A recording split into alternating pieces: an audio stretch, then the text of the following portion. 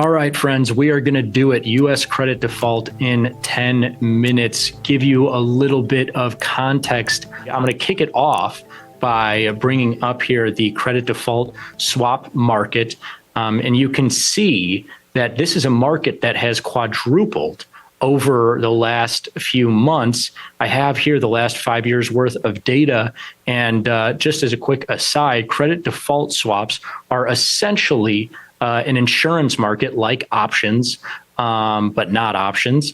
But they are essentially an insurance market on treasuries here in this case, but on debt in general, whereby you can pay a certain amount of basis points of premium or insurance to insure yourself against the people that you are loaning money out to defaulting. And so here we're looking at this for the United States in the 1 year range, and you can see that the premium for insuring against a default has quadrupled in the last few months here, as everybody looking at whether or not this debt ceiling is going to be raised, and it feeling like it's definitely going to rise at some point, but the negotiations are going back and forth, and the timing could really hinder interest rate markets here, thus the rise in credit default swaps. And Yellen coming out just yesterday saying that this would be catastrophic for the economy, as the probability of this default is still relatively low. And I think everybody is erring on the side of like it's still low chances even at this quadrupled chance here. It's like essentially if the odds were 0.1% of a default, they've quadrupled now to 0.5%, let's say. So still relatively low, but a lot higher than they were here. And that could really, even if they were to have a technical default because the debt ceiling wasn't raised on time and the U.S. Treasury ran out of money for a few days or weeks or months, it would still have a huge effect on consumers and businesses in that short term. And that's what Yellen is speaking to here. Could significantly slow the economy and bleed over into that stock market. It's already bled over into this interest rate market, not only in the credit default swap space, but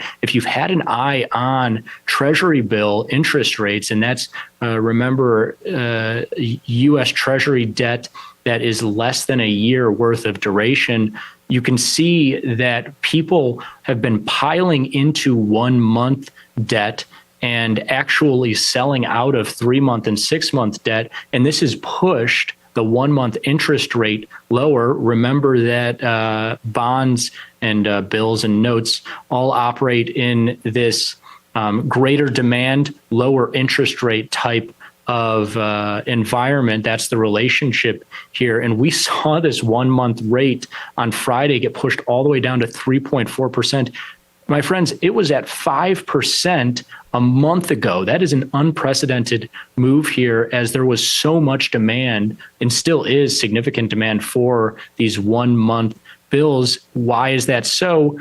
Well, because if the debt ceiling is not raised, the idea would be that the U.S. Treasury would likely run out of money to pay its coupon payments and par values for debt that would come up in the June to July range. And so those 3 month and 6 month bills right now showing the highest interest rates, not only because of inflation, which we've been talking about on the show, and how inflation is subsiding, so interest rates are a little bit higher in the short term as opposed to long term, but also those rates being driven up by the fact that those are more risky as of right now. There is a risk of this technical default here, albeit low. We just covered that. And there's a risk of, with that default, 3 month and 6 month Treasury bills not getting paid out on time or being paid at all. Although I think that everybody is in the same boat that at some point this debt ceiling will be raised and this will all be figured out. But that added risk has pushed those rates higher. And it's also bled over a little bit into what the Fed is likely to do. Remember that those are U.S. Treasury interest rates that move around constantly with supply and demand in the market.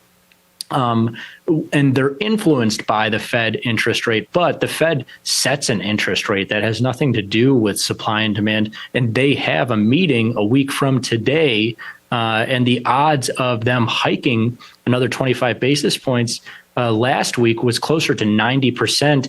It's still at 73% chance, but it's fading and getting closer to a 50-50 split of whether or not the Fed will hike again, as the regional banking crisis is teeming with some of this debt ceiling fear here to bring this market a little bit lower.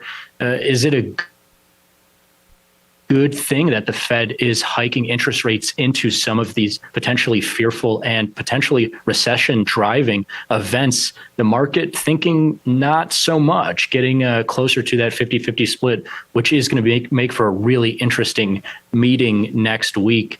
So a couple of different things that are pushing around here, shifting back and forth alongside the talks of this debt ceiling being raised. And of course, if they do raise the debt ceiling here and alleviate some of these fears, you would likely see these rates come back in line, the 1-month Treasury bill rate come back in line, and maybe this shift back to that 90%, 10% chance of a rate hike versus change, respectively, that we saw a week ago.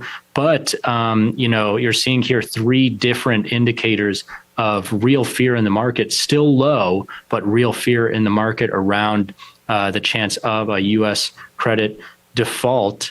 And now how would that play out in global markets? Well, we're already starting to see with the euro back above 110 and the yen still low, but rising as the U.S. fear is taking some of the shine out of U.S. dollar. Remember, 12 months ago, U.S. dollar was rising, euro and yen were falling as everyone thought the U.S. was the flight to quality.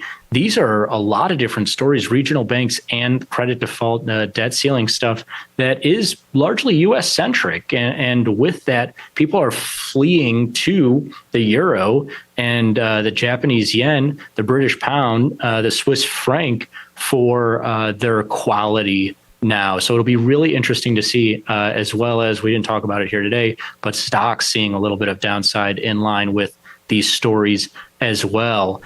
There is your U.S. credit default in 10 minutes, still relatively low odds, can be alleviated completely if the debt ceiling is raised. But with that outside chance that talks fall through and they don't get this done by June, July, markets are saying that that's when we would be likely to see this default.